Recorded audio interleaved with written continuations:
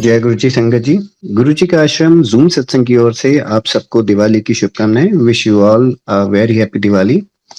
आइए संगत जी, आज के सत्संग की शुरुआत करते हैं और सत्संग शेयर करने के लिए इनवाइट करेंगे टीनू ढिलन आंटी को। आंटी प्लीज आएं और सत्संग शेयर करें। जय गुरु जी महाराज।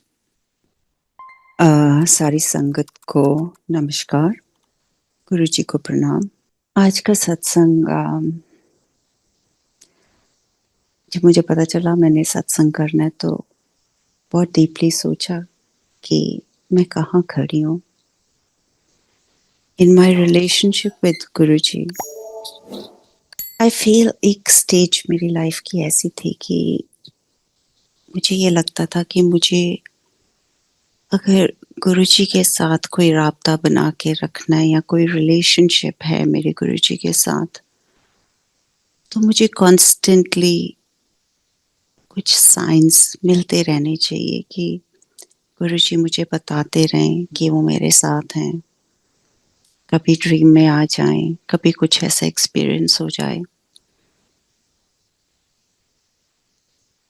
पर अभी कुछ देर से कुछ ऐसा हो रहा है कि जैसे मैं एक ऑल्टरनेट रियलिटी में गुरुजी के साथ लाइफ जी रही हूँ और गुरुजी पल पल साथ हैं। और किसी ना तो एक्सपीरियंस की ज़रूरत है, ना कोई साइन चाहिए है, ना कोई ड्रीम चाहिए है। एक बड़ी ही स्टेबल और शांत रियलिटी में एग्जिस्टेंस महसूस करती हूँ हमेशा अपनी।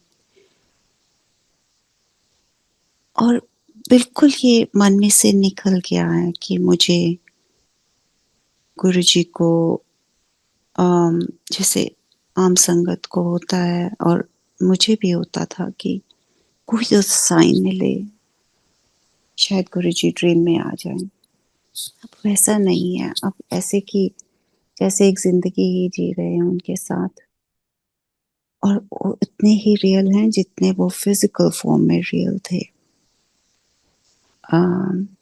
सो जो मैं आज एक्सपीरियंसेस अपने शेयर करूंगी, कुछ पुराने टाइम के और कुछ अब के, जो गुरुजी ने इस रास्ते पे सिखाया है, दिखाया है, समझाया है।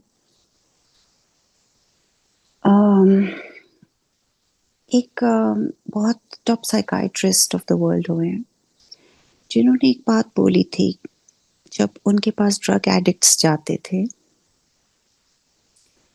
हीलिंग के लिए। तो उन्होंने एक बात बोली थी कि जो जितनी भी एडिक्शंस होती है,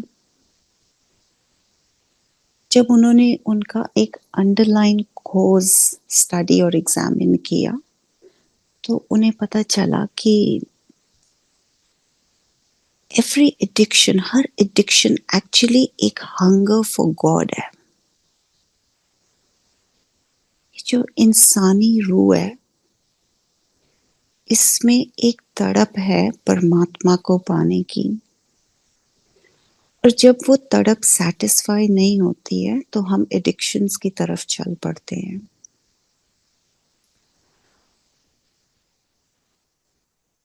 वी आर इनहेरेंटली, हमारे में जो एक चिप डाला गया है, जो एक सॉफ्टवेयर डाला गया है, वो सॉफ्टवेयर ही ऐसे बिल्ट है कि हम परमात्मा की एग्जिस्टेंस के बगैर और परमात्मा के साथ एक रिलेशनशिप के बगैर हम स्टेबल या नॉर्मल नहीं रह सकते हैं।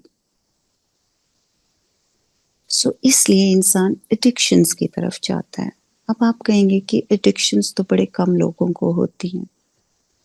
एडिक्शन सिर्फ केवल सब्सटेंस की एडिक्शन नहीं होती कि अल्कोहल हो गया, ड्रग्स हो गए। केवल ये एडिक्शन नहीं होती है। एडिक्शन प्रोसेसेस की भी होती है, एडिक्शन हैबिट्स की भी होती है। गुस्सा आना, लोगों पे रिलाई करना, झूठ बोलना, लोगों से वैलिडेशन सीख करना, चीज़ें इकट्ठे करते रहना, खूब शॉपिंग करना, ओसीडी होना कि परफेक्शनिज्म होना, मतलब जहाँ भी हम अपनी जिंदगी में अपना संतुलन खोए हुए हैं, एक्सट्रीम है हम किसी भी तरफ, वो हैबिट या वो सब्सटेंस हमारे लिए एडिक्शन है। फूड भी हो सकता है। तो उन्होंने ये बात बोली कि हर एडिक्शन का कारण परमात्मा से दूरी है। तो उन्होंने क्या किया कि उन्होंने वर्ल्ड के सब डी एडिक्शन प्रोग्राम्स में एक सरेंडर टू गॉड क्लॉज डालना शुरू कर दिया। और जैसे ही उन्होंने सरेंडर टू गॉड क्लॉज डाला, जो हीलिंग और रिकवरी थी वो 70% ऊपर चली गई। जहां पे एक सिचुएशन ऐसी थी कि वो किसी को हील नहीं कर पा रहे थे और किसी को रिकवर नहीं करवा पा रहे थे, जैसे ही सरेंडर टू गॉड वर्ड आया, वो 70 टाइम्स ऊपर चली गई रिकवरी, और complete recovery. So this is how important भगवान हमारी जिंदगी में उनका आना इतना जरूरी है।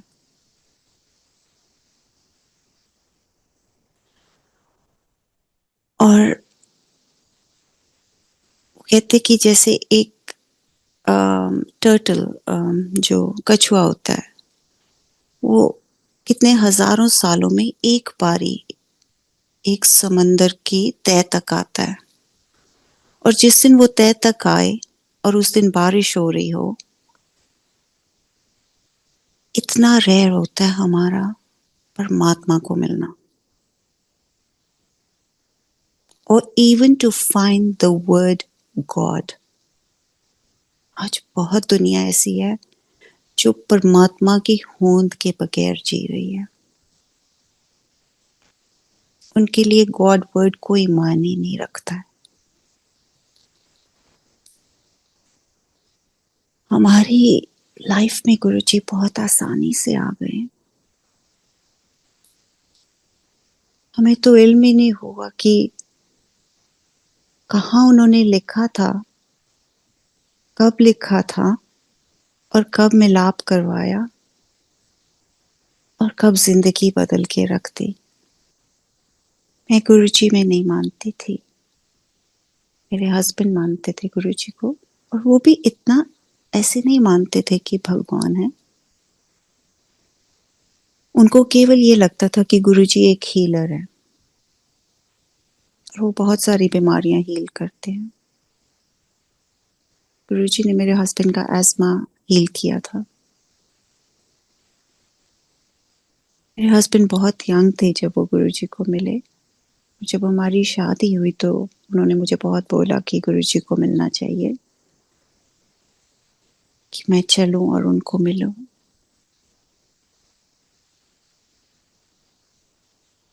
पर मैं इस चीज के लिए तैयार नहीं थी। मैं एक सिख घराने से हूँ। मुझे लगा कि गुरुजी माथा टेकवाते हैं और मैं माथा टेकूंगी नहीं इंसान को। मैं बहुत देर गुरुजी को नहीं मिली, बहुत साल। गुरुजी ने बहुत सारी संगत के थ्रू मुझे मैसेजेस भेजे। जब गुरुजी चंडीगढ़ में थे, मेरे हस्बैंड के थ्रू उन्होंने ऑलमोस्ट एवरी डे मैसेज भेजे, पर मैं नहीं गई। फिर गुरुजी ने अपनी बहुत प्यारी संगत को भेजा। मैं ये शॉर्ट में करूंगी क्योंकि ये पहले किए हुए हैं सत्संग, और उन्होंने मेरे साथ वो सत्संग किए जो मेरी रूह सुनना चाहती थी। सो महाराज को भी पता होता है कि तुम्हारी रूह क्या ढूंढ रही है, उसको किस चीज की तलाश है। और उस टाइम पे मैं सोचती थी कि मुझे गुरुजी ने बुलाया तो मैं गई क्यों नहीं, मैं पहले चली जाती। पर अब ये पता है कि तब तो वो सिर्फ मेरे को, वो जब हम सफ़र पे जाते हैं तो माइलस्टोन्स नहीं आते हैं कि इतने किलोमीटर अमृतसर, इतने किलोमीटर दिल्ली। मेरे को सिर्फ माइलस्टोन्स दिखा रहे थे कि आ रही है तू मेरे पास। पर उस टाइम पे उनको भी पता था कि मैंने नहीं आना है, because he was prepping me, he was preparing me। उस टाइम पे तैयारी चल रही थी। उस दौरान मेरी लाइफ में कुछ ऐसी चीजें हुई थी जिससे मुझे ये पता चला कि गुरु की क्या वैल्यू होती है, एक लिविंग गुरु की क्या वैल्यू होती है हमारी लाइफ में।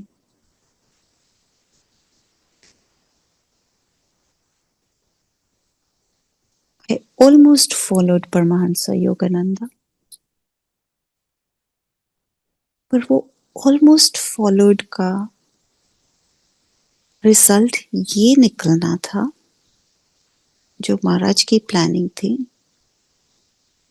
कि मुझे वहां पे आके ये पता चलना था कि गुरु क्या होते हैं। मैंने ऑटोबायोग्राफी ऑफ योगी पढ़ी,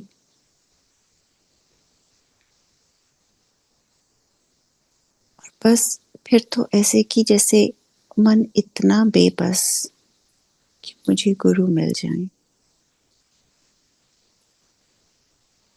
and at this right time Guru ji sense this संगत, जिन्होंने मुझे वो सत्संग सुनाए जो मेरी रूह के लिए थे। और मैं हमेशा यही बात कहती हूँ कि गुरुजी हमेशा आपकी अंडरस्टैंडिंग के भगवान बन के आते हैं आपकी लाइफ में। वो एक आइडियलिस्टिक गॉड बन के नहीं आते, जो ग्रंथों में लिखे हुए भगवान हैं वो बन के नहीं आएंगे। महाराज वो भगवान बन के हमारी जिंदगी में आएंगे जिन भगवान को हम समझ सकते हैं और जो हमें समझ सकते हैं। सो उनको पता था कि मेरी रूह को कौन सा सत्संग छुएगा, बदल के रख देगा। उन्होंने उस संगत को भेजा, उन्होंने मेरे साथ सत्संग किए। और गुरुजी कहते थे ना, कोई कोइंसिडेंस नहीं होता है। अगले ही दिन मेरे हस्बैंड जा रहे थे दिल्ली, और मैंने उनको कहा कि मैंने गुरुजी को मिलना है, आप मुझे ले चलो। और हम दिल्ली चले गए। द नेक्स्ट डे थर्सडे था, उस दिन महाराज की संगत लगती थी। हम एम्पायर स्टेट पहुंचे, मेरे हस्बैंड कार पार्क कर रहे थे, मुझे कहते कि आप अंदर चलो।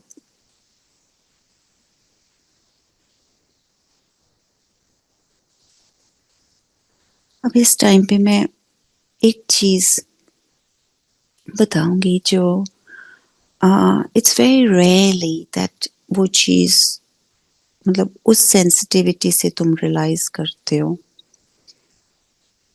जैसे ही हम एम्पायर स्टेट में गेट के बाहर, वो गेटेड कॉलोनी है, उसके बाहर जैसे ही हम उतरते थे, महाराज की जो खुशबू है वो इतनी इंटेंसली आती थी। आज तो हम, जब हमें लगता है कि महाराज की खुशबू आ रही है तो हम कहते हैं, एक दूसरे को पूछते हैं, तुझे आई, तुझे आई, तुझे आई। पर उस टाइम में कोई डाउट करने का वो नहीं होता था। अगर तुम एम्पायर स्टेट के उस गेट के बाहर 10 मिनट खड़े हो जाते थे ना, तो तुम महाराज की खुशबू में भीगे हुए होते थे। And this is who a true Guru is. ना केवल वो तुम्हें अपने रंग में रंग लेते हैं, वो तुम्हें अपनी खुशबू से लथपथ कर देते हैं। एंड द फैक्ट इज कि मैं जैसे ही गाड़ी में से उतरी और मुझे ये खुशबू जब मैंने स्मेल की, मुझे बिल्कुल भी ऑड नहीं लगा। ये खुशबू कहाँ से आई?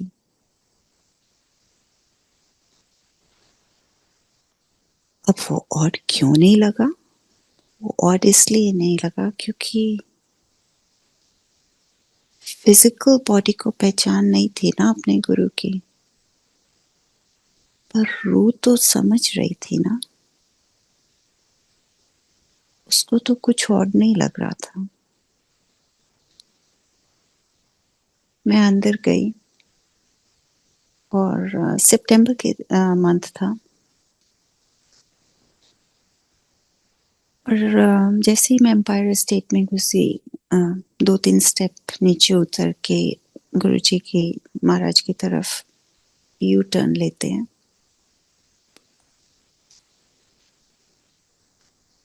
मैं अपने मन में कोई चेरिश्ड आउटकम लेके नहीं गई थी, ये सोच के नहीं गई थी कि मैंने भगवान को मिलना है, ये कौन है, भगवान है नहीं है, मुझे क्या चाहिए।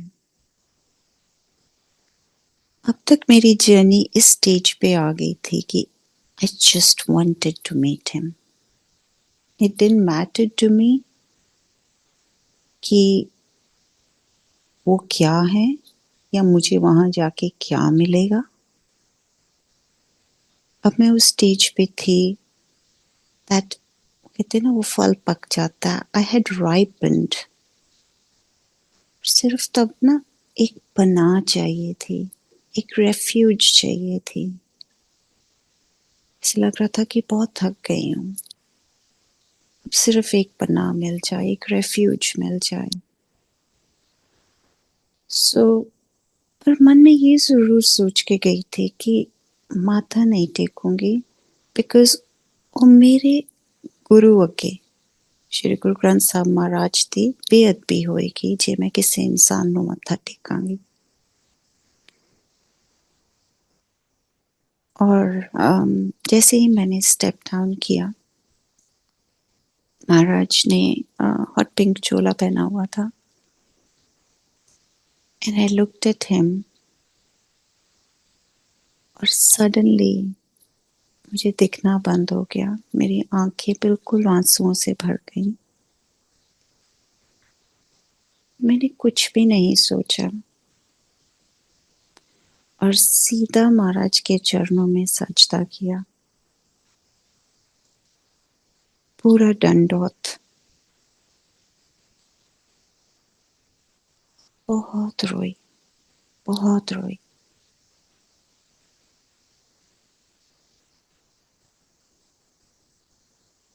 मैं हमेशा इस एक्सपीरियंस को वर्ड्स में डालने की कोशिश करती हूँ क्योंकि ये एक्सपीरियंस मुझे बहुत प्रेशियस है, और मुझे हमेशा लगता है कि मैं अगर संगत को किसी भी तरह इस एक्सपीरियंस का के नजदीक भी ले जाऊंगी ना, सिर्फ वही सत्संग इनफ है।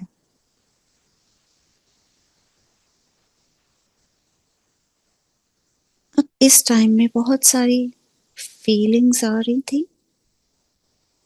सबसे बड़ी फीलिंग जो उस टाइम में मुझे आई वो ये थी कि ये बॉडी, ये फिजिकल रियलिटी, ये शरीर, इसमें रूह आज डाली है गुरुजी ने। आज ये बॉडी मेरी अपनी हुई है।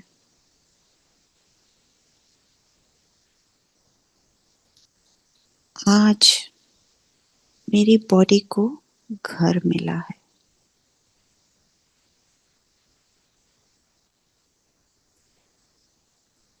और मेरा रोम रोम महाराज को सजदा कर रहा था।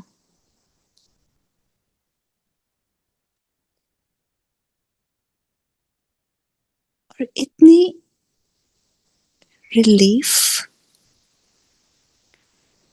इतनी सेंस ऑफ जैसे सब कुछ अपनी जगह पे पहुंच गया है, इतनी ज्यादा रिलीफ थी कि हर हर पोर पोर मेरी बॉडी का ऐसे लग रहा था जैसे बिल्कुल शांत हो गया है। अब कोई तलब नहीं है, अब अब क्या पाने को रह गया है। This was the feeling.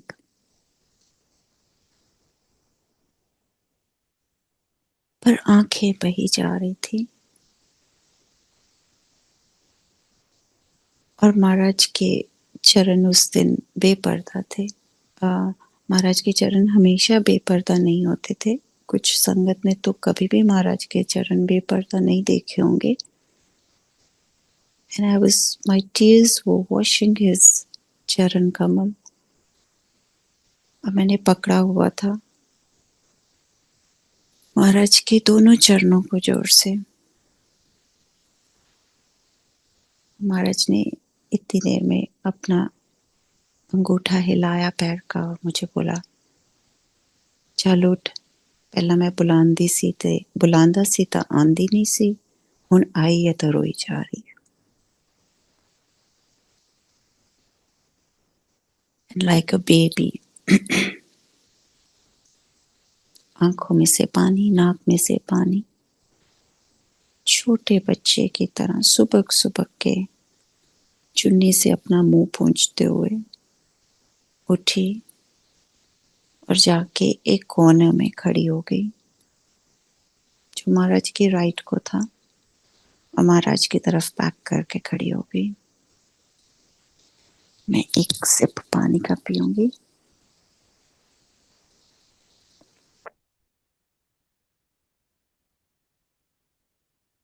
महाराज में मुझे देखते रहे, सुबकते हुए रोते हुए मुझे सिर्फ देख रहे हैं। ये पुरानी संगत आपको बताएगी कि जब महाराज की नजरें आपके ऊपर पड़ती थी तो वो तुम्हें फिजिकली फील होती थी।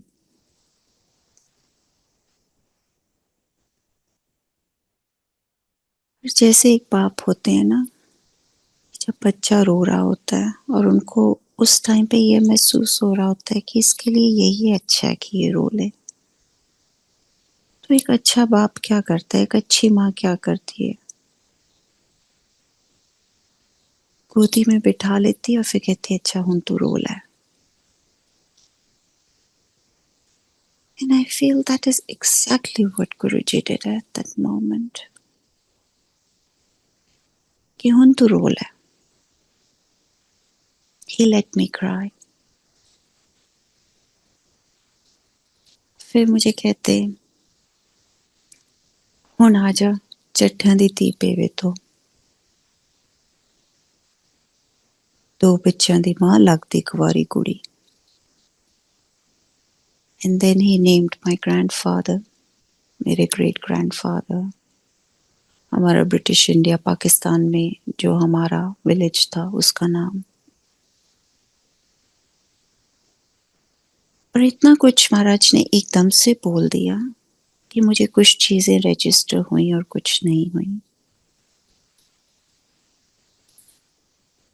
और जो चीजें मुझे रजिस्टर नहीं हुई वो आज मुझे पता चलता है कि वो क्यों नहीं हुई रजिस्टर। क्योंकि महाराज तुम्हारी अकल पे ना एक पर्दा डाल देते थे, तुम्हारे रीजनिंग माइंड पे ना, जो लॉजिकल माइंड है उसके ऊपर एक परत चढ़ा देते थे कि तुम ज्यादा ना सोचो, तुम जिस काम के लिए आए हो तुम उसमें फोकस करो।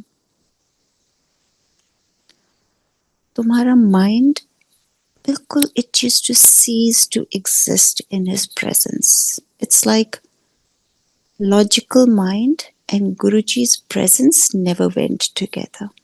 या तो लॉजिकल माइंड वर्क कर सकता था या गुरुजी की प्रेजेंस वर्क करती थी। जैसे ही हम महाराज की प्रेजेंस में आते थे लॉजिकल माइंड बिल्कुल खत्म हो जाता था। और मैंने बिल्कुल ये नहीं सोचा महाराज को मेरे बारे में इतना कैसे पता था?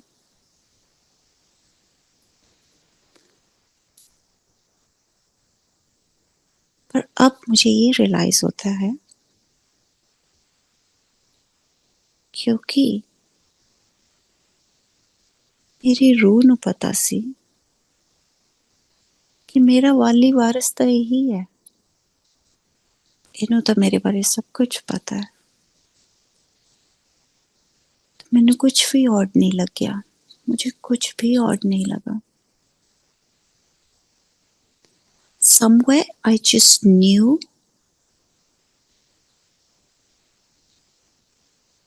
that he is my mothership and he knows everything about me. ये मेरी रूह को कहीं पता था, पर इस चीज की रियलाइजेशन आज मुझे होती है। इसलिए मुझे बिल्कुल ऑड नहीं लगा कि उनको मेरे बारे में इतनी डीपली कैसे पता था।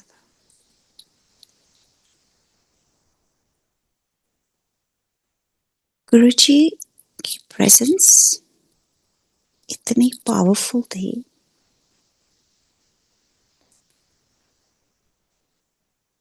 कि बिफोर गुरुजी हमें, आज हम कहते हैं कि गुरुजी लंगर प्रसाद से हील करते हैं, गुरुजी सत्संग में बुला के हील करते हैं।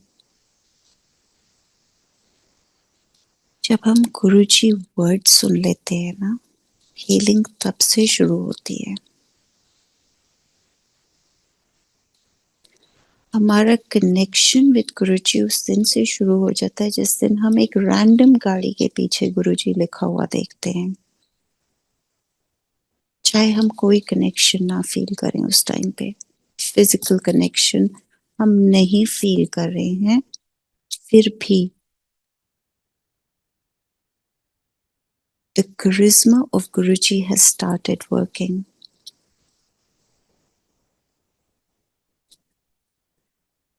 और तुम्हारे रोम रोम को वो चीज पता होती है। गुरुजी की प्रेजेंस का जो प्रसाद था, there is no equal to that.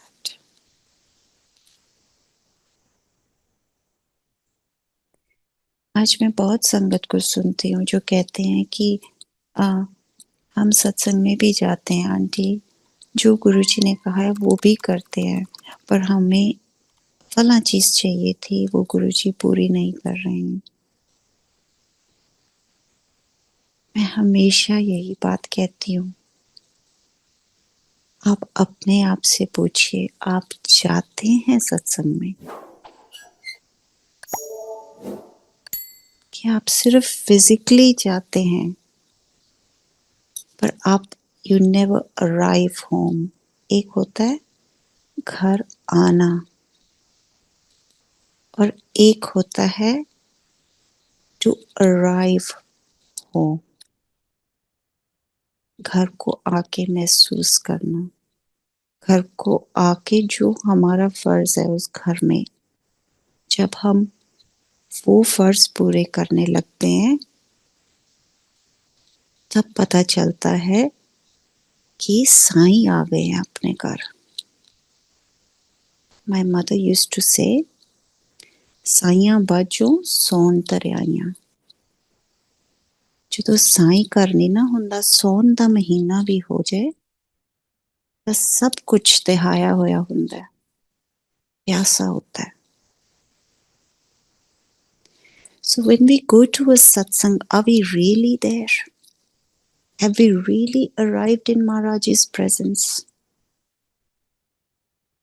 हमने एक्चुअल में महाराज के दर्शन किए हैं कि नहीं किए?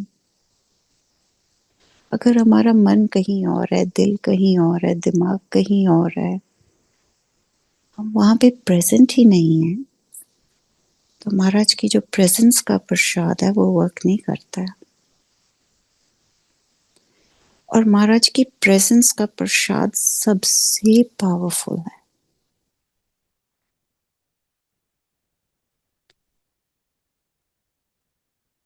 महाराज की खूबसूरती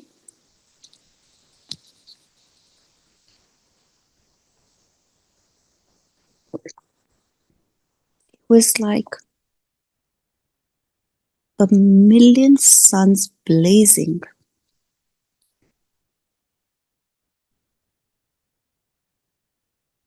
वो हमें अपने फिजिकल दर्शन करने देते थे तो हम कर सकते थे. ही हैड टू, महाराज को अपनी लाइट हमारे लिए ब्रिंग डाउन करनी पड़ती थी कि हम आंख भर के उनके दर्शन कर लें.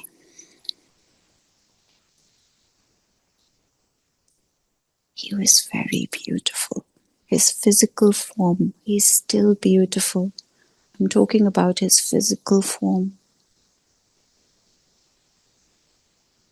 Guruji Maharaj की beauty is unparalleled, unparalleled in this universe. तुम सोच सकते हो कितना खूबसूरत. आप जितना अंदाजा लगा सकते हैं कि कितनी खूबसूरत हो सकते हैं गुरुजी. आप उसको बिलियन ट्रिलियन टाइम्स मल्टीप्लाई कर दीजिए.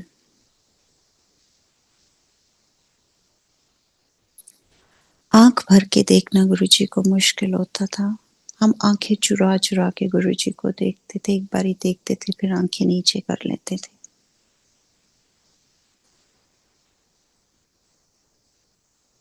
और जो गुरुजी की प्रेजेंस थी वो हमें रोम रोम में, I could feel Maharaj presence in every bit in my body.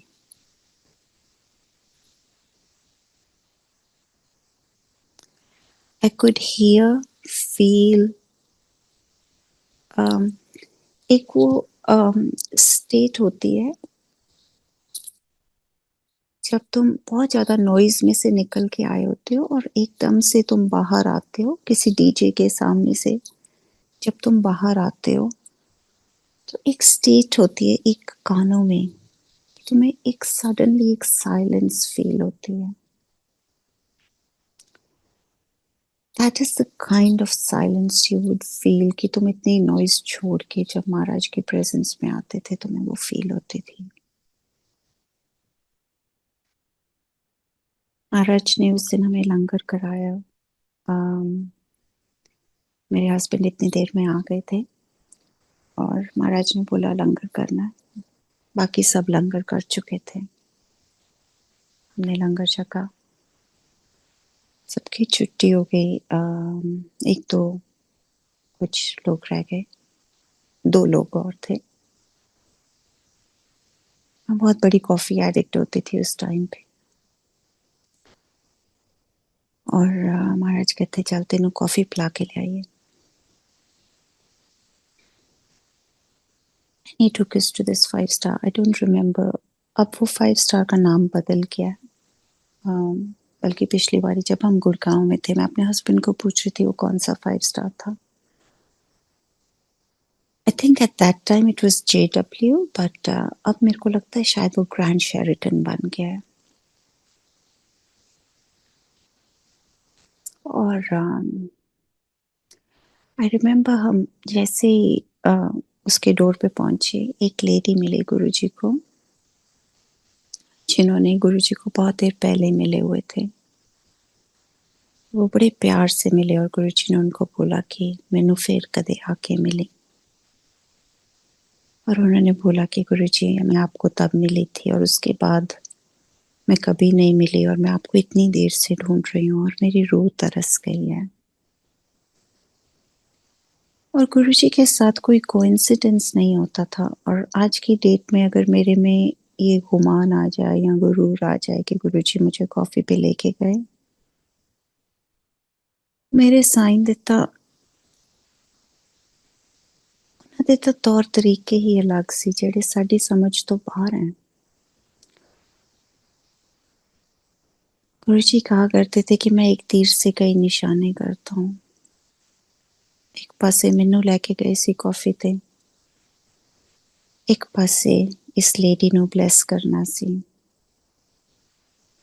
अब पता नहीं अंदर जाके उस कॉफी शॉप में कौन से मैनेजर को ब्लेस करना था, कौन से वेटर को जिसने हमें सर्व किया उसको ब्लेस करना था, उस होटल को ब्लेस करना था, उस जगह को ब्लेस करना था. वहां पे कितनी रूहें थी उस होटल में जिनको ब्लेस करना था उस टाइम पे.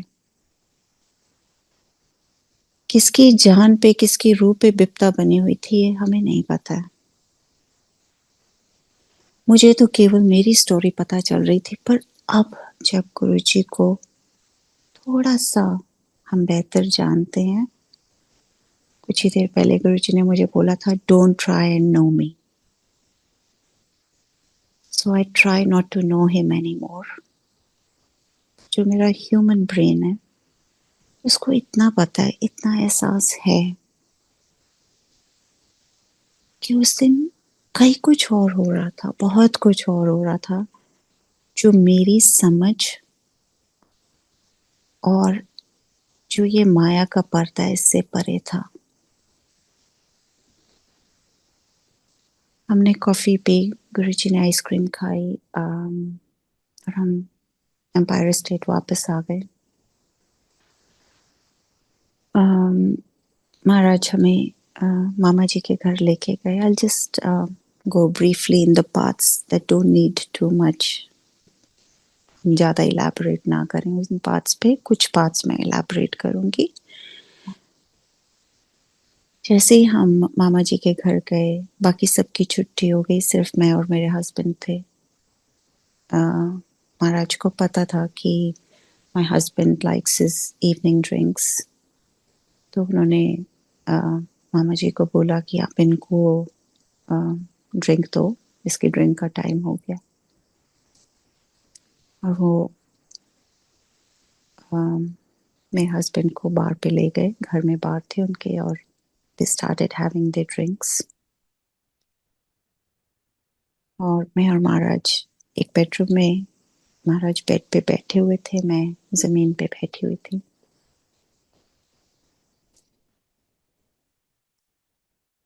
There was pin drop silence. इतनी अद्भुत साइलेंस कि कह तो महाराज कुछ भी नहीं रहे थे,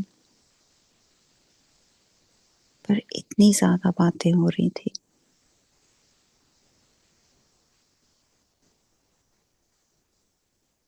क्योंकि कुछ कहने को, फिजिकली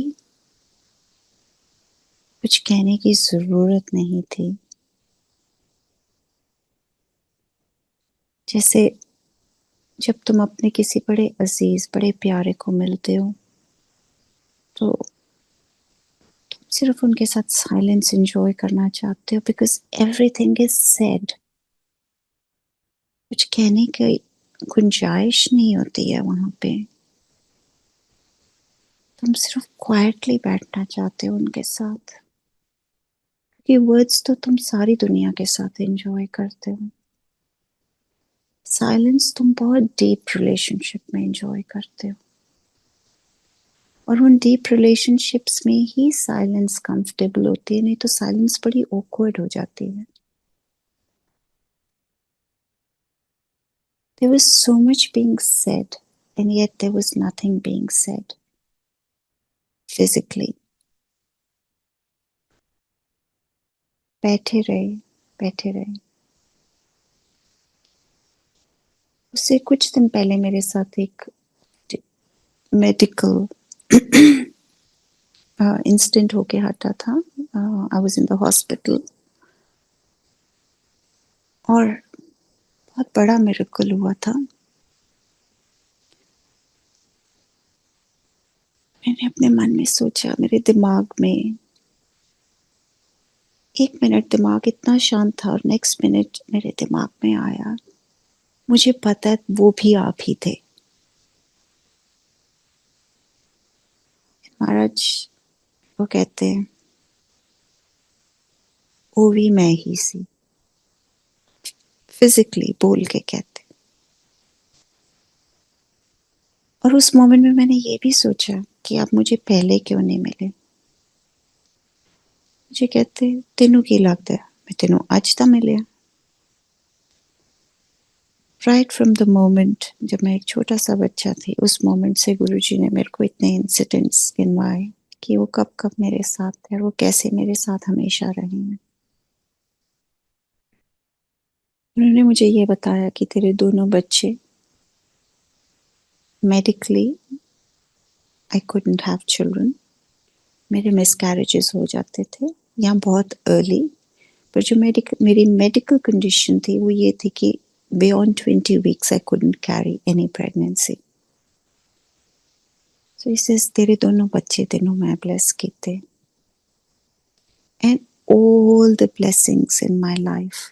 जब जब मैं हॉस्पिटल में रही, जब मैं बच्चा थी मैं हॉस्पिटल में रही, मैं जब महाराज को मिलने से कुछ दिन पहले जिस मेडिकल इंसिडेंट की बात कर रही हूँ, जिस हॉस्पिटलाइजेशन की बात कर रही हूँ, उस हॉस्पिटलाइजेशन में मेरे को बहुत ब्यूटीफुल एक्सपीरियंसेस हुए। मेरे को लगा कि मैं हेलुसिनेट कर रही थी।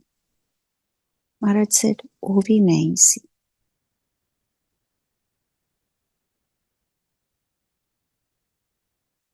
और एक होता है कि तुम शॉक हो जाते हो वो चीज़ सुन के, या तुम ये सोचते हो कि ये तो आज मेरी जिंदगी में आए हैं, ऐसे कैसे हो सकता है कि ये ऑलरेडी मेरी लाइफ में थे, या इनको कैसे पता है मेरी लाइफ की। ओके, अगर ये सिर्फ एक संत हैं या साधु हैं, इनको मेरी लाइफ के बारे में ये कैसे पता है कि मैंने मेरी लाइफ में ये चीज़ें हुई हैं। इनको कैसे पता है कि जिस दिन मेरे मिसकैरेज होके हटा था उसके कुछ दिन बाद मैं अपनी मदर इन लॉ के साथ नर्सरी में गई थी प्लांट्स लेने के लिए, और वहाँ पे लेबर वालों के बच्चे घूम रहे थे, और मैं कह रही थी परमात्मा तू इन्ना बेदर्द है कि इन्ना ते तां बेहिसाबे है, इन्हां नूं परवाह भी नहीं है कि मैं तेरे तो एक मंग रही हूँ, तो मैनू एक नहीं दे सकता। ये महाराज ने मेरे को खुद अपने मुंह से सुनाई। तू एक मंगदी सी, याद है तेनू नर्सरी च खड़ी होके? नथिंग वाज ऑड, वाज मतलब मुझे कुछ भी ऐसे नहीं लग रहा था कि आपको कैसे पता। वो जो महाराज के साथ मीटिंग थी या मिलन था या मिलाप था, वो इतना इंटीमेट और गहरा और प्योर था कि उसमें कोई पर्दा ही नहीं था कि कहीं पे भी कोई दिमाग में कोई भी परत जाग सके, कोई भी वेव आ सके of thought. There was no room for it, क्योंकि उस रिश्ते में उस टाइम पे गुरु एंड डिसाइपल इतनी ज्यादा प्योरिटी आ चुकी थी कि कोई शक और शुबह का मतलब कोई मतलब ही नहीं पैदा होता था।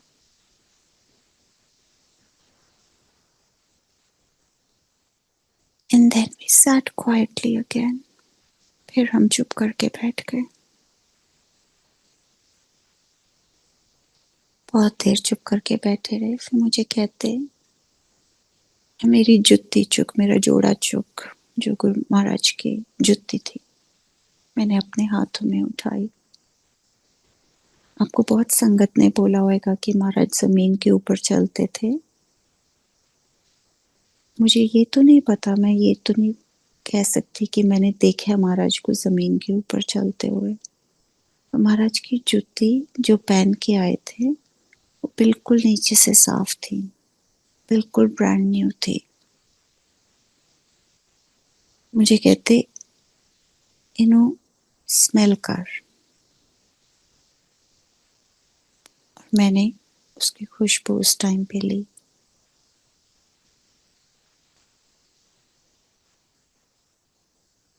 महाराज के जोड़े में से ऐसी खुशबू, ऐसी खुशबू कि तुम्हारा रोम रोम भीग रहा था, रोम रोम भीग रहा था। Say it slowly and I'll say it again. रोम रोम भीग रहा था। इतनी इंटेंस और इतनी powerful Khushboo.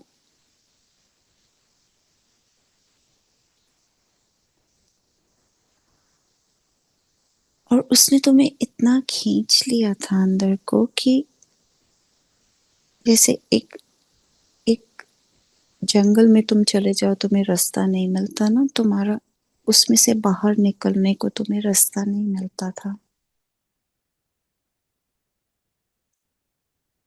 because it was so enchanting that it was hard to pull yourself away from Maharaj's खुशबू.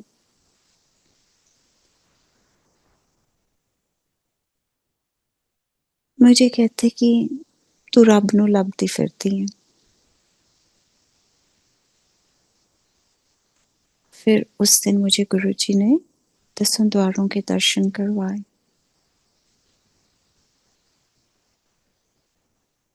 अब कहाँ तो मैं एक रूहानी तस्कीन ढूंढते हुए मैंने बड़े जगह जगह धक्के खाए.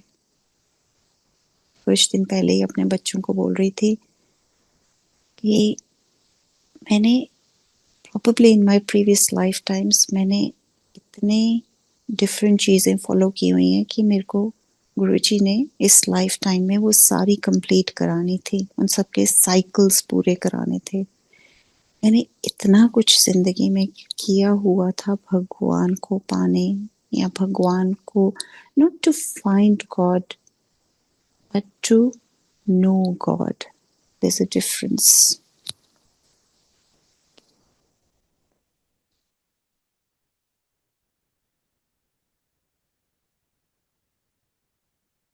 सुबह I think just before sunrise हमारी छुट्टी हुई. हम होटल वापस गए. मेरे हस्बैंड क्विकली शावर लेके सो गए, गर्मी थी.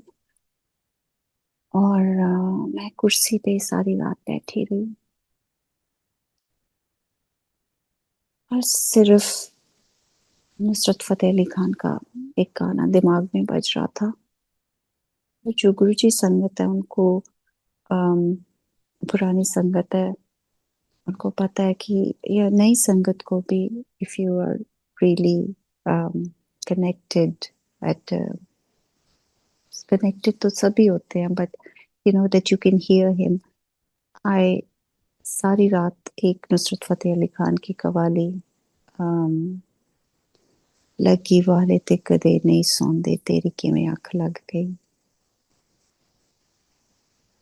Everything in my body was so awake.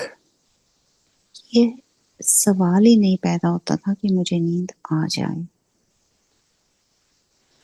और मेरे कपड़े, मेरी बॉडी, मेरा रोम रोम, मेरा गला, ये जो गले की ये जो ये पॉइंट होता है ये वाला, मेरी आंखें महाराज की खुशबू से भरी हुई थी.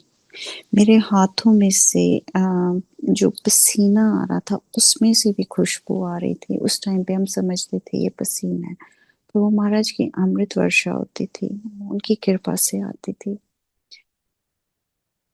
So that was my first meeting with Guruji Maharaj, my God, the God of my understanding, my Guru. And उसके बाद जो जर्नी चली वो बस ऐसे ही चलती गई. बट अलोंग द वे महाराज ने कुछ बहुत बड़ी बड़ी चीजें सिखाई. मैं बहुत एक्सपीरियंसेस के पीछे घूमती थी. महाराज गुरु नानक देव जी के दर्शन करा दो, महाराज ऐता करा दो. आई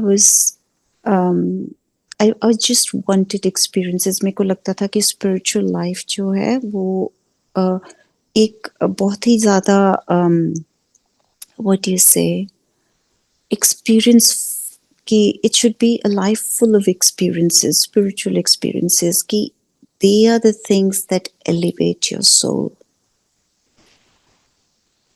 ये महाराज ने ये चीज रियलाइज कराई that they are not the things that will elevate your soul, they are the things that will hold you down. ये तुम्हें नीचे खींचती हैं, ऊपर नहीं लेके जाती. जब हम एक्सपीरियंसेस को एडिक्टेड हो जाते हैं कि अब मुझे ओम नज़र आ गया, अब ये हो गया, मुझे खुशबू आ गई, अब गुरुजी की परछाई नज़र आ गई, ड्रीम में गुरुजी आए तो गुरुजी हैं, अगर गुरुजी नहीं आए तो गुरुजी नहीं है। अगर हम एक्सपीरियंसेस को एडिक्टेड हो जाते हैं तो we lose Guruji, we get addicted to the experience, but we don't find Guruji. हम सिर्फ एक्सपीरियंस जंकी बन जाते हैं। गुरुजी ने जिंदगी में बहुत कुछ सिखाया। गुरुजी ने ये सिखाया, अच्छा, जो तुम्हें अच्छा लगता है ये जरूरी नहीं कि वो तुम्हें अच्छा महसूस कराए। जैसे एक शराबी को एक बोतल शराब की उस टाइम पे अच्छी लगती है, पर वो उसको अच्छा महसूस नहीं करा रही होती। There is a difference between feeling good and feeling well.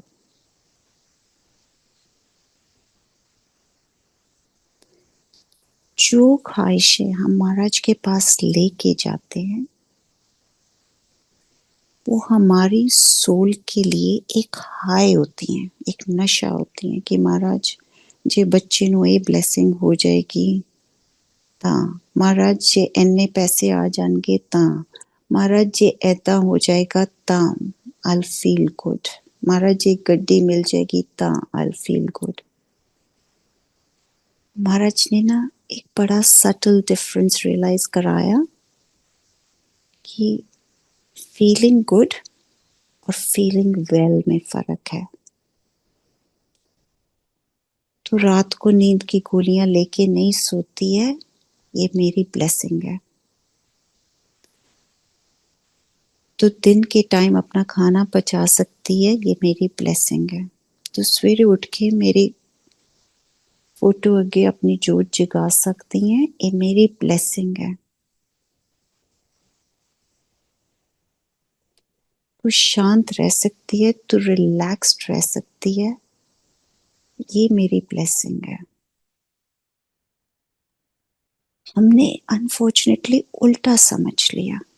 हमने ये सोचा कि जो वो चीजें आती हैं जो तुमको मोमेंटरली गुरुजी हाई जो देते हैं, वही गाड़ी जो पहले दिन आके तुम्हें हाई देती है, जो तुम्हें फील गुड होती है, जो हम ये सोचते हैं कि ओके गुरुजी गाड़ी मिल जाएगी तो हम आगे कुछ नहीं मांगेंगे, हम अगले दिन फिर कुछ मांग रहे होते हैं, बिकॉज वो हाई बहुत थोड़ी देर के लिए लास्ट करता है, उसका नशा सिर्फ उतना सा होता है। वो नशा जैसे ही खत्म हो जाता है हम नेक्स्ट चीज मांग रहे होते हैं। So Guruji taught me the difference between feeling good and feeling well.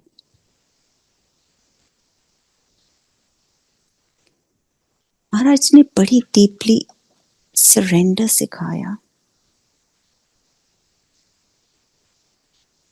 हमेशा महाराज कहा करते थे कि मेरे को लांदे हो अपनी अकल बार छड़ के आया करो, अपना लॉजिकल माइंड बाहर छोड़ के आया करो।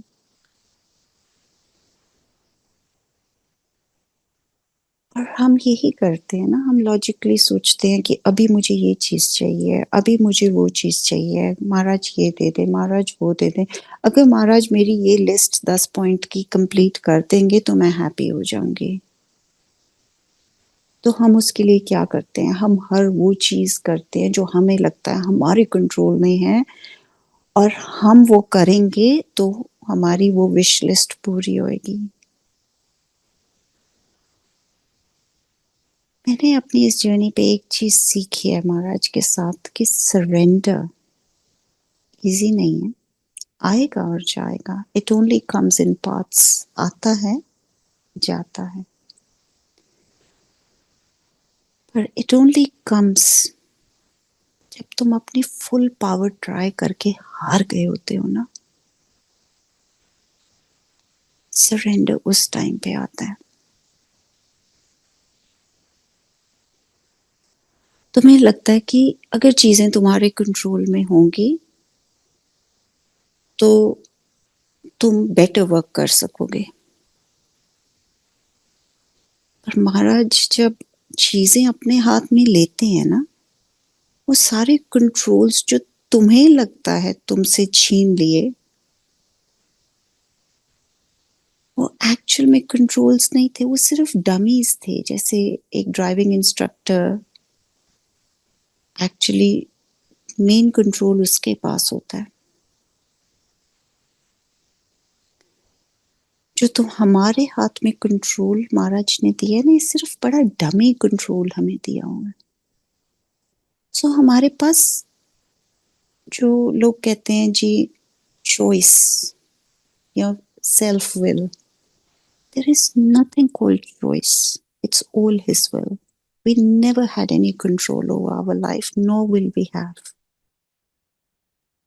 तो बेहतर ये है कि पहले ही बोल दो कि Maharaj I have reached the end of my power. पर हम सीखते तभी हैं जब हम एंड ऑफ पावर तक पहुंच जाते हैं ट्राई करके। हम ट्राई करते हैं, हम फिर हारते हैं, हम फिर ट्राई करते हैं, हम फिर हारते हैं, हम हजारों बार हारते हैं और फिर हम सरेंडर पे आते हैं। और वो सरेंडर बड़ा शॉर्ट लिव्ड होता है, हम फिर डिफॉल्ट सेटिंग्स पे चले जाते हैं।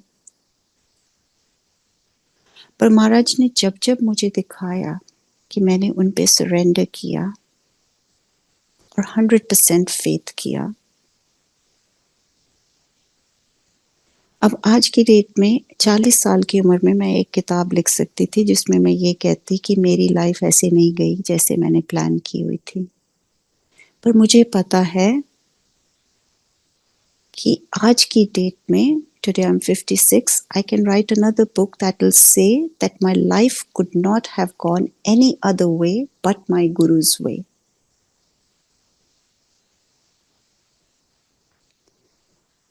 आज से 6-7 साल पहले, बड़ी ब्रीफली सुनाऊंगी सत्संग, बिकॉज ये किया हुआ मैंने सत्संग पहले।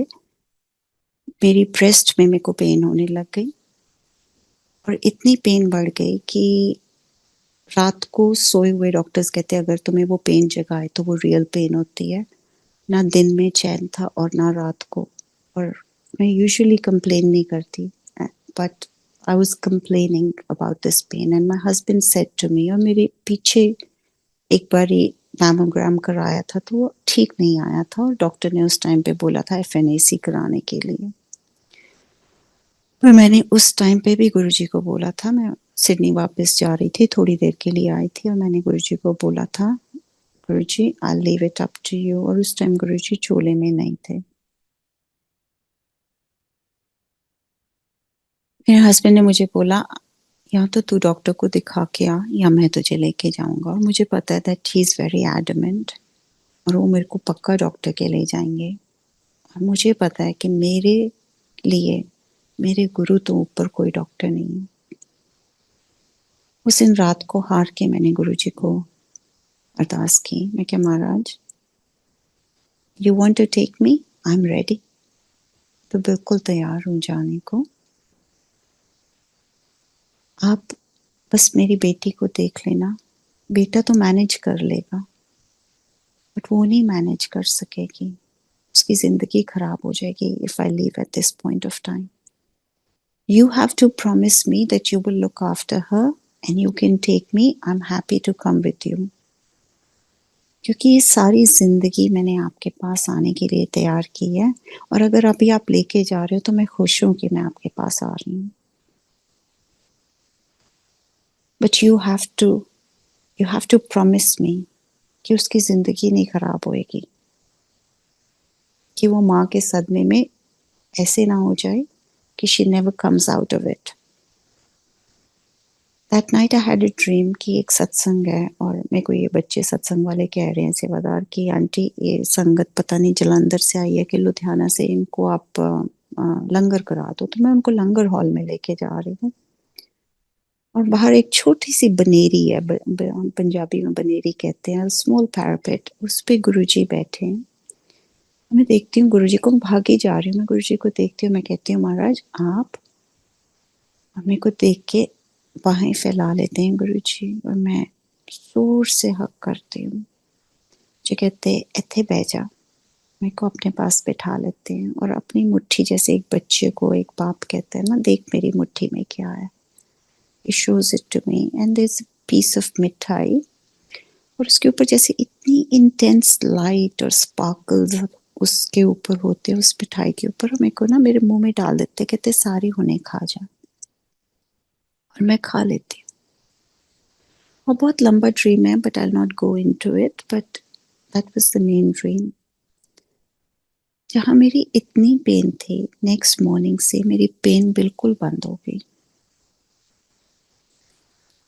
ऑलमोस्ट 100% ऑफ माई सत्संग्स जो जितने भी महाराज ने मुझे बोले हुए थे वो सब ऐसे थे कि महाराज जब भी कुछ होता था मुझे कहते थे किसी को सुनाना नहीं है तो मेरी एक डिफॉल्ट सेटिंग ही ये है कि मैं किसी को कम ही सुनाती हूँ अपने सत्संग unless it gets to a point that I have to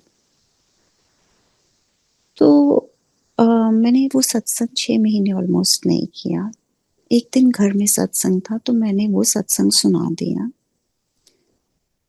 उस रात मेरे को एक ड्रीम आता है कि गुरुजी महाराज का सत्संग है महाराज स्टेज पे बैठे हुए हैं एक लेडी को मेरे पास भेजते हैं वो लेडी मुझे कहती है कि आप दीवार के साथ खड़े हो जाओ मैं दीवार के साथ खड़ी होती हूँ वो मेरी ब्रेस्ट को बहुत जोर से प्रेस करती है और उसमें से एक फ्लैश और ब्लड का मास गिर के बाहर को गिरता है और पूरा ब्लड ही ब्लड हो जाता है वो मुझे कहती कि गुरुजी ने मेरे को आपकी सर्जरी करने भेजा था नाउ यू आर ओके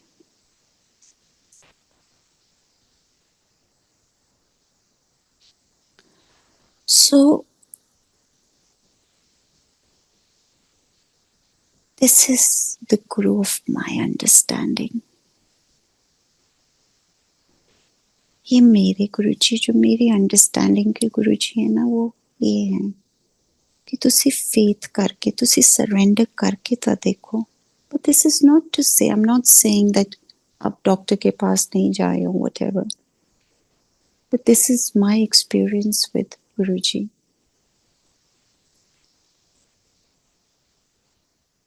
गुरुजी हमेशा कहा करते थे अकाउंट इक्को ही चंगा हुंदा है तुसी जिन्नू मनदे हो ओनू मनो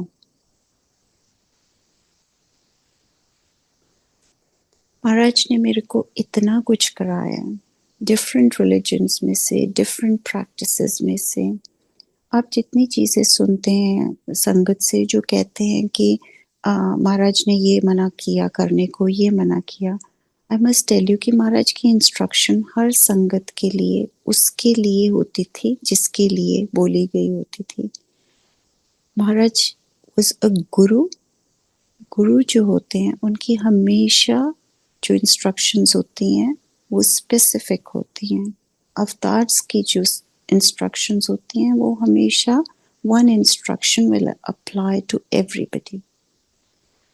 Guru Maharaj would look at कि तुम्हारी लेवल ऑफ एवोल्यूशन क्या है उसके हिसाब से आपको इंस्ट्रक्शन दी जाती थी उन्होंने महाराज ने मुझे इतना कुछ कराया बट आखिर में महाराज मुझे बानी पे लेके आए एक दिन मैं ऐसे माथा टेक के जाने लगी तो मुझे कहते कि फलाना शब्द पढ़या कर मेरे को वो शब्द नहीं पता था तो महाराज ने मुझे वो पूरा शब्द बोल के सुनाया आज भी जब मैं अमृत वेले उठकर उसका पाठ करती हूँ तो मैं एक एक वर्ड को वैसे इमेजिन करती हूँ जैसे गुरुजी ने मुझे सुनाया था वो पूरा शब्द मुझे बिल्कुल कंप्लीटली भूल गया कई साल भूल गया फिर एक दिन जब मैं भटक रही थी बहुत मैं लंबा सत्संग नहीं करना चाहती इसलिए सुबह सुबह गुरुद्वारे गई हुई थी 3 बजे और मैं सिर्फ ये कह रही थी महाराज को बारी बारी कि मुझे भी एक गुरु मंत्र चाहिए मुझे भी एक गुरु मंत्र चाहिए मुझे भी एक गुरु मंत्र चाहिए उस दिन महाराज के दर्शन मुझे गुरुद्वारे में हो गए And he said to me, कमलिए भटकी जा रही है तेनू भूल गया And I heard this same shabad said by Maharaj again seeing him with my physical eyes उन्होंने मुझे रिमाइंड कराया इतनी प्रैक्टिसेस कराने के बावजूद आखिर में उन्होंने मुझे बानी से जोड़ा। दलाई लामा को एक बारी किसी ने पूछा था कि हमने बुद्धिस्ट बनना है। अमेरिका गए थे पहली बारी, तो उन्होंने आगे से बोला, बुद्धिज्म के प्रिंसिपल्स ले लो, जहाँ पे आपकी जड़ें गहरी हैं ना, वहीं रहिए।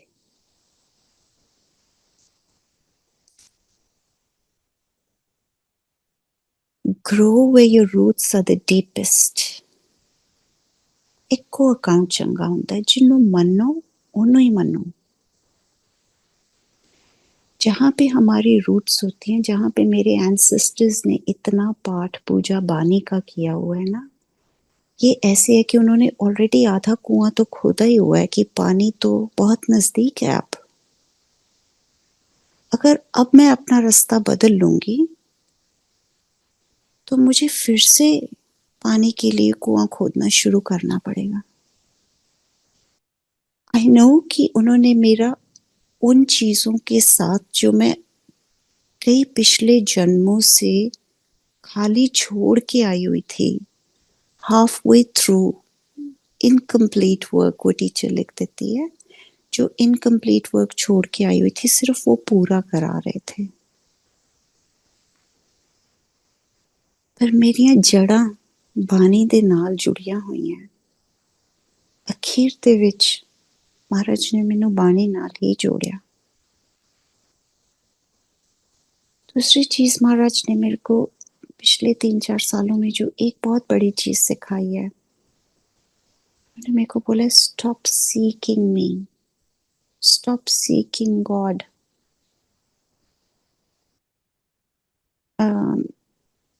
ये एक एक्सपीरियंस मेरे साथ हुआ था। इसका कॉन्टेक्स्ट हम नेक्स्ट टाइम देंगे because we don't have that much time. But one day एक मैं पब्लिक सत्संग से वापस आई थी और मैं घर आई और मेरी बेटी का फ़ोन आया, वो मुझसे बात कर रही थी और सडनली मैंने उसको बोला कि मुझे ना, मैं ठीक फील नहीं कर रही हूँ, I think I need to go to bed. जैसे मैं लेटी, मैं इतनी सिक फील करने लग गई और मेरे पेट में ऐसे जैसे इतनी ज़ोर से दर्द हुई और मेरे को बहुत सिवियर बाउट ऑफ डायरिया हो गया।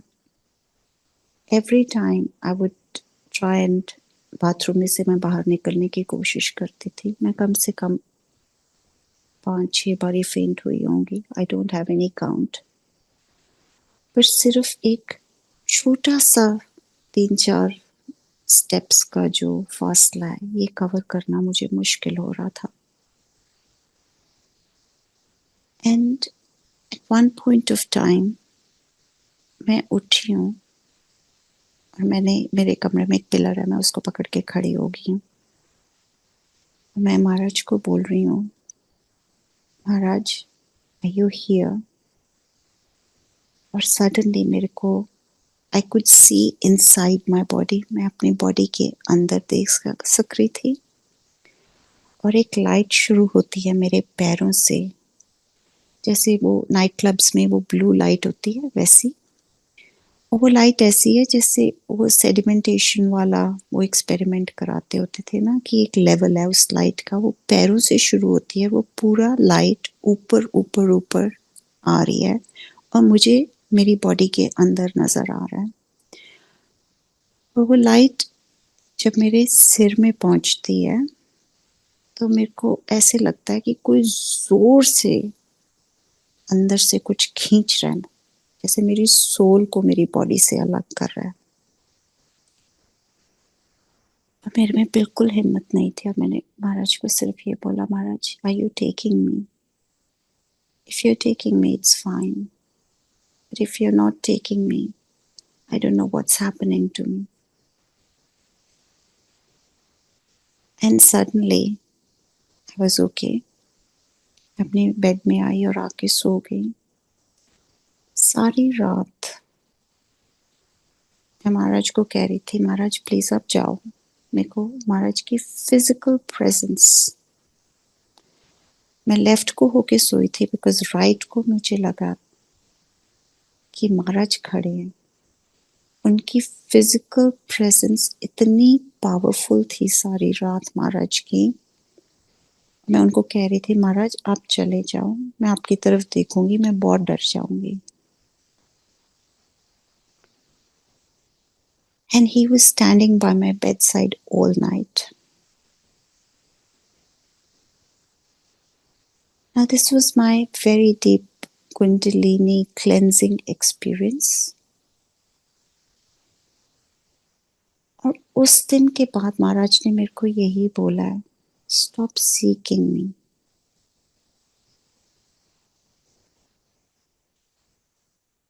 बुद्धिज्म में ना कहा जाता है कि if you find the Buddha, kill it.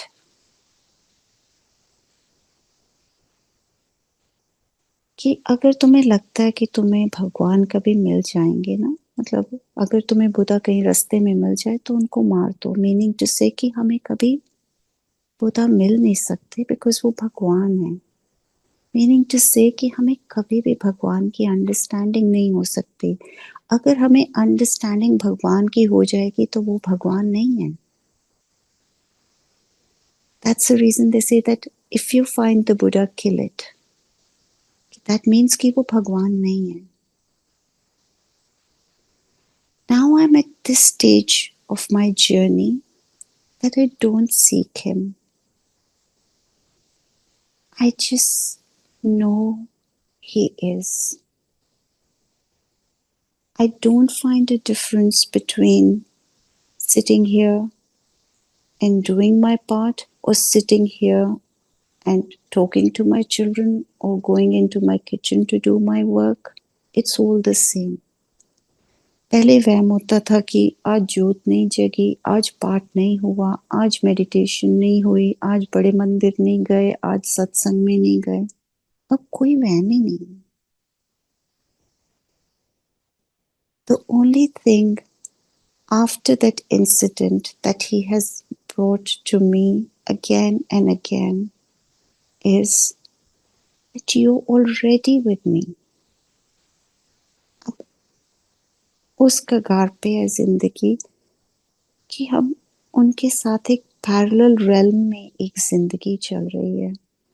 अब ना तो किसी से पूछने की जरूरत है कि महाराज क्या कहते थे, महाराज की खुशबू आई कि नहीं आई, महाराज आपके लिए ये करना मुझे जरूरी है, या मेडिटेशन आपको पाने के लिए जरूरी है, या पाठ आपको करने पाने के लिए जरूरी है। कोशिश करते हैं कि महाराज कहते थे ना, चंगे बंदे बन के रहो। Truth is always very kind.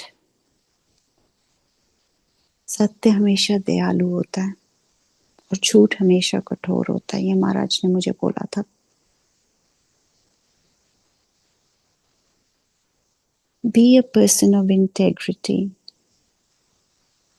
Basic चंगा बंदे बनने प्रिंसिपल्स फॉलो करते रहो। इट्स हम कितने सत्संग में आप चले जाओगे, कितनी बारी आप कहीं भी चले जाओगे जहाँ पे हमें लगे कि हमें महाराज मिल जाएंगे, हम कितनी आंटियों से मैसेज ले लेंगे, हम कितने लोगों को कंसल्ट कर लेंगे। रिश्ता वही जो खुद बनाया। अब कभी किसी आंटी के पास नहीं जाएंगे उसको ये पूछने के लिए कि मेरे फादर के बारे में आप मुझे बताओ। फादर तो घर बैठे तो पूछ तुसी आंटी तो रहे हो। Practice his presence.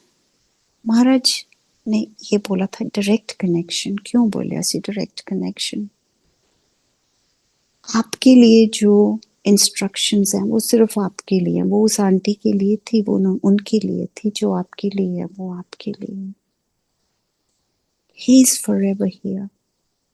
He has not gone away. He never goes away. You will always find him here in this moment right now. You don't need to do anything. You don't need to achieve anything. You don't need to do any part to find him. You just have to just do the basic मैनू प्यार करो। Simple चीज, इससे simple क्या हो सकता है? मैनू याद करो। बस आज इतना करते हैं, सत्संग को बढ़ाते हैं। Thank you everybody. जय गुरु जी महाराज। महाराज साडे दिमाग ਦੇ ਕੋਪਵੇਪਸ ਕਲੀਨ ਕਰਕੇ ਰੱਖਣ, ਅਸੀਂ ਇਦਾਂ ਹੀ ਨਾਲ ਜੁੜੇ ਰਹੀਏ। ਥੈਂਕ ਯੂ ਸੰਗਤ ਜੀ।